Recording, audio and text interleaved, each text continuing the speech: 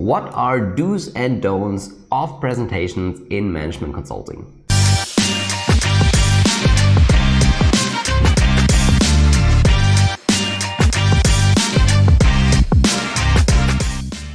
Hi everyone, my name is Johannes and welcome to this channel. I'm a strategy consultant, and on this channel I share my thoughts, learnings and experiences about consulting, business and mindset. And if you're new to this channel, then please subscribe to it. Also make sure to leave a thumb up. This will really help to grow the channel. And today we talk about do's and don'ts of consulting presentations. You probably know that presenting and building presentations is very, very important in consulting. And if people join consulting as an intern or as a junior consultant or as a consultant, then at the beginning they are very, very likely very involved in preparing various different slides for presentations for the project team. And after 4 years of working with these interns and new hires, I can tell you that I see over and over and over again, I see people making the same mistakes again. So what I want to do with this video is that I want to talk about the most important do's and don'ts if you want to build slides in management consulting. So let's immediately start with the first do and don't. So what you should not do, and this is very important, is that you make the slide too busy and that you use distractive elements. Rather, you should really focus on keeping it simple and supporting the key message. You see, especially at the beginning, if people work on slides, they want to put all of the information that they researched, all of the things that they know on the slide. And this usually makes the slide very, very busy. So we have a lot of text on it, we have a lot of graphs on it, we have a lot of distracting elements like graphical elements like icons and so on. And this for the reader makes it really, really hard to understand the core message. But if you work in consulting, then you have to make sure that your slide supports the core message, because what you want to do with a slide is to transport a key message. And if the body of your slide does not make it easier to understand the key message, then it's simply not a good slide. So try to get rid of all the distracting elements, really try to narrow it down to the most important information and try to make the slide as clean as possible, because this will help your reader to really understand the core message of the slide and to get your point quickly. The second point I want to talk about is that you use too much colors. This is also something that you should not do. Rather, only use colors for highlighting important elements. Well, one thing that I see very often is that people want to make their slide look very fancy. So they use all of the available colors in the PowerPoint presetting of the CI. But colors are only there to support and to highlight key information, because if you show a color on a slide, this is typically a point where the eye is directed to, because this cries for attention.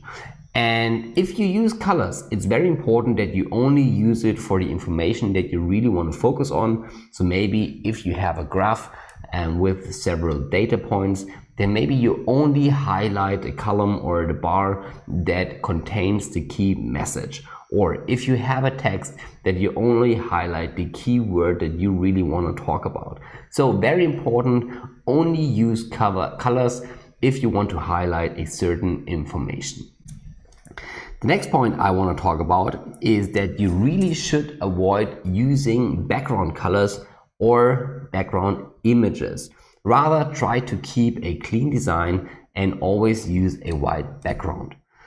I know that at least in some contexts, like if you work for an agency or if you really want to make a fancy looking pitch deck, then sometimes it is okay to use background images. But in consulting, we typically work for top management.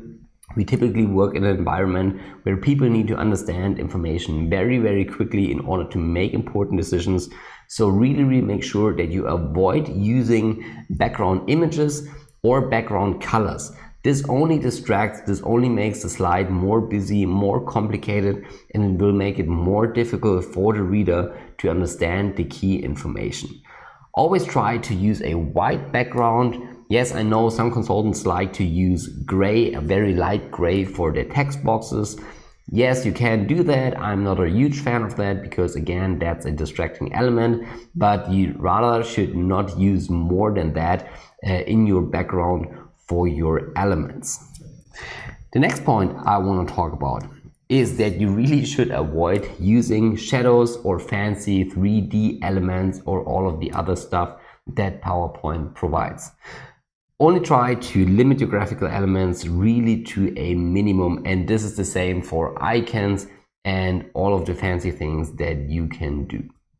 You see, very often people try to focus on the design, and yes, you know, it might look fancy if your box has a fancy shadow, or you know, if you have a cool color grading, that might look cool, that might look fancy, but again, this keeps the distraction and the attention away from the key message. So it's in essence a distraction, and this means that you should avoid it. So really try to only use 2D graphics, because also, you know, if you want to print your document, this makes it much easier to get the key information. Also try to avoid light colors and all of that stuff, because many printers and also many beamers, if you want to present in a board meeting room, they don't support those elements, and sometimes you don't see it, and this really sometimes makes it hard to understand and to read your slides. So keep those elements to a minimum and try to make your slide as clean, as simple as possible. Also, another mistake that I very often see is that people use too many font sizes.